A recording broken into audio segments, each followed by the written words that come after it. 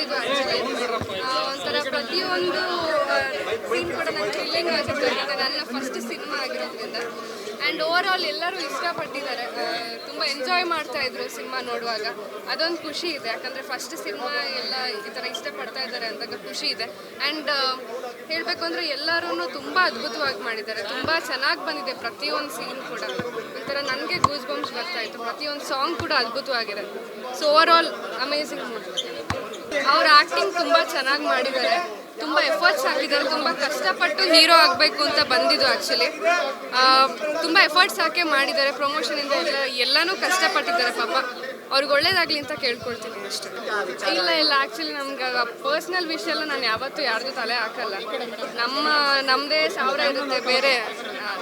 ಸಾವಿರ ಇರುತ್ತೆ, ಸುಮ್ಮನೆ ಬೇರೆಯವ್ರದ್ದು ಯಾಕೆ ಇದು ಮಾಡಬೇಕು. ಆ್ಯಂಡ್ ನಮ್ಗೆ ಅದೆಲ್ಲ ಐಡಿಯಾ ಇರಲಿಲ್ಲ. ನಾವು ಸಿನಿಮಾದವರು ಆ್ಯಕ್ಟರ್ಗಳು ಬರೀ ಆ್ಯಕ್ಟಿಂಗ್ ಮಾಡಿಬಿಟ್ಟು ನಮ್ಮ ಕೆಲಸ ಮುಗಿಸ್ಕೊಂಡು ಹೋಗ್ತಾ ಇದ್ವಿ ಅಷ್ಟೇ. ಇದೆಲ್ಲ ನಮಗೂ ವಿಷಯ ಗೊತ್ತಿರಲಿಲ್ಲ, ಆಲ್ ಆಫ್ ಸಡನ್ ಆಯಿತು.